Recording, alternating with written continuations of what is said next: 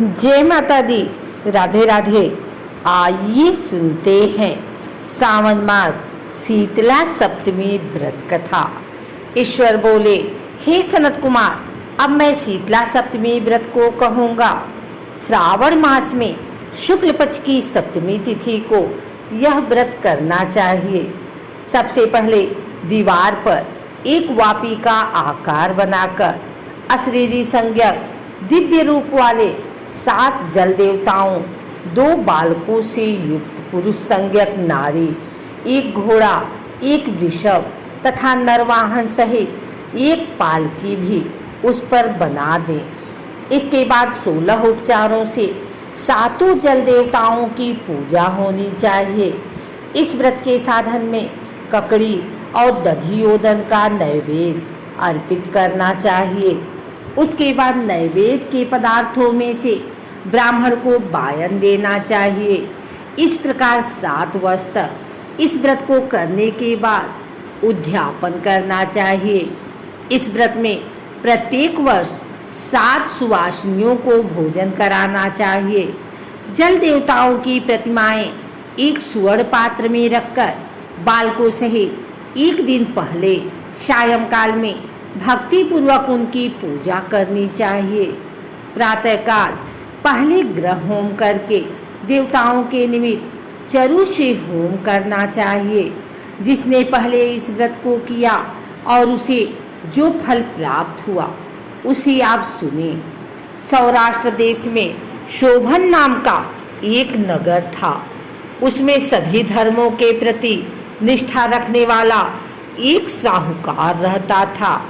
उसने जल रहित एक अत्यंत निर्जन वन में बहुत पैसा खर्च करके शुभ तथा मनोहर सीढ़ियों से युक्त पशुओं को जल पिलाने के लिए सरलता से उतरने चढ़ने योग्य दृढ़ पत्थरों से बधी हुई तथा लंबे समय तक टिकने वाली एक बावली बनवाई।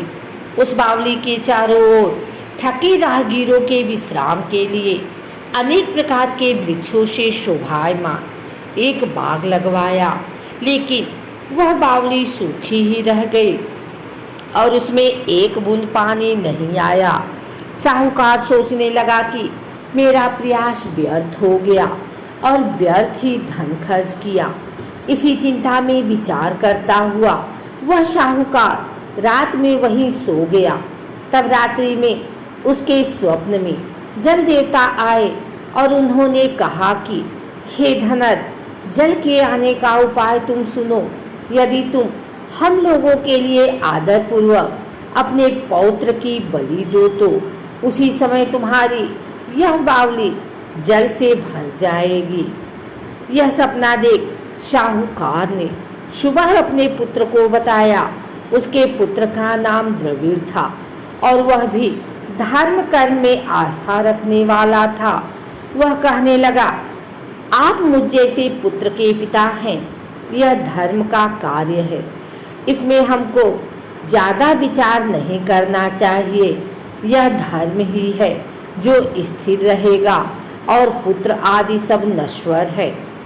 अल्प मूल्य से महान वस्तु प्राप्त हो रही है, अतः यह ग्रह अति दुर्लभ है। इसमें लाभ ही लाभ है। सितांशु और चंडांशु ये मेरे 2 पुत्र हैं।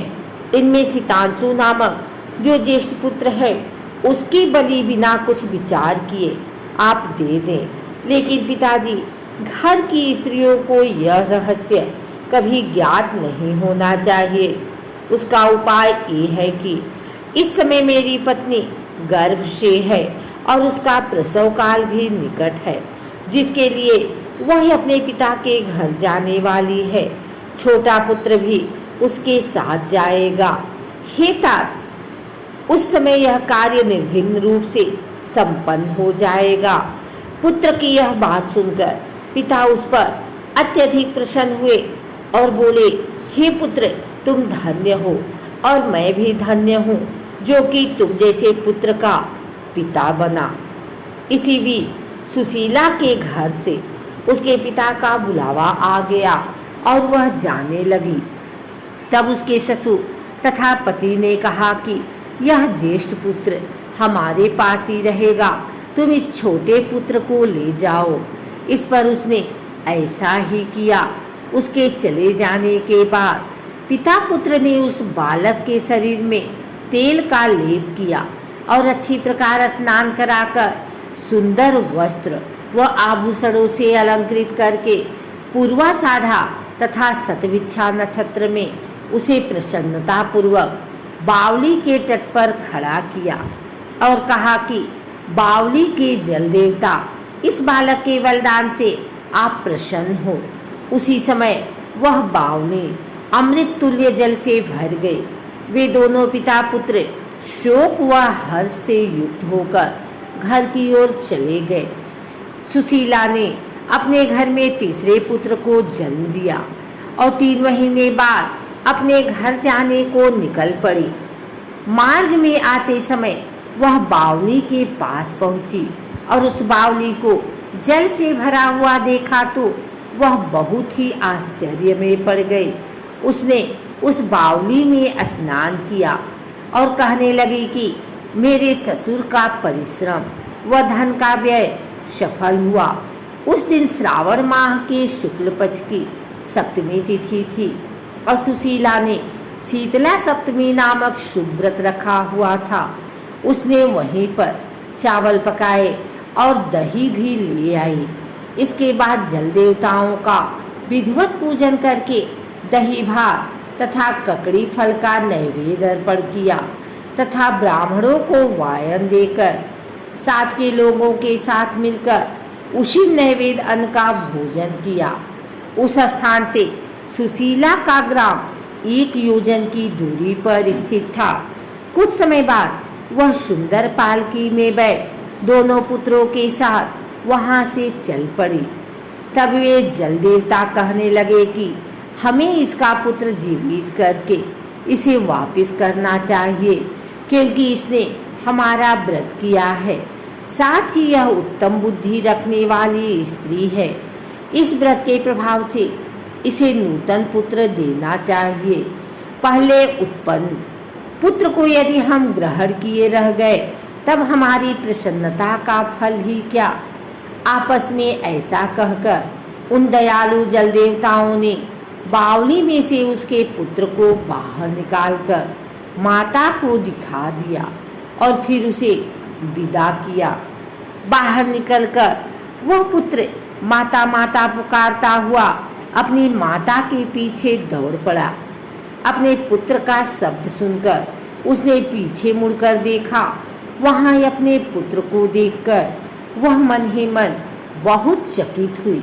उसे अपनी गोद में बिठाकर उसने उसका माथा सूंघा, किंतु यह डर जाएगा, इस विचार से उसने पुत्र से कुछ नहीं पूछा। वह अपने मन में सोचने लगी कि यदि इसे चोर उठा लाए तो यह आभूषणों से युक्त कैसे हो सकता है, और यदि पिशाचों ने इसे पकड़ लिया था तो दोबारा छोड़ क्यों दिया। घर में संबंधी जन तो चिंता के समुद्र में डूबे होंगे। इस प्रकार सुशीला सोचती हुई वह नगर के द्वार पर आ गई। तब लोग कहने लगे कि सुशीला आई है। यह सुनकर वे पिता पुत्र अत्यंत चिंता में पड़ गए कि वह न जाने क्या कहेगी और उसके पुत्र के बारे में हम क्या जवाब देंगे। इसी बीच वह तीनों पुत्रों के साथ आ गई। तब ज्येष्ठ बालक को देखकर सुशीला के ससुर तथा पति घोर आश्चर्य में पड़ गए और साथ ही बहुत आनंदित भी हुए। वे कहने लगे, हे सुचिस्मिते, तुमने कौन सा पुण्य कर्म किया अथवा व्रत किया था। हे भामिनी, तुम पतिव्रता हो, धन्य हो और पुण्यवती हो। इस शिशु को मरे हुए 2 माह बीत चुके हैं और तुमने इसे फिर से प्राप्त कर लिया और वह बावली भी जल से परिपूर्ण है। तुम एक पुत्र के साथ अपने पिता के घर गई थी, लेकिन वापिस तीनों पुत्रों के साथ आई हो। हे शुद्धू, तुमने तो कुल का उद्धार कर दिया। हे शुभानने, मैं तुम्हारी कितनी प्रशंसा करूं। इस प्रकार ससुर ने उसकी प्रशंसा की पति ने उसे प्रेम पूर्वक देखा और सास ने उसे आनंदित किया। उसके बाद उसने मार्ग के पुण्य का समस्त वृत्तांत सुनाया। अंत में उन सभी ने मनोवांछित सुखों का उपभोग करके बहुत आनंद प्राप्त किया। हे वत्स, मैंने इस शीतला सप्तमी व्रत को आपसे कह दिया है।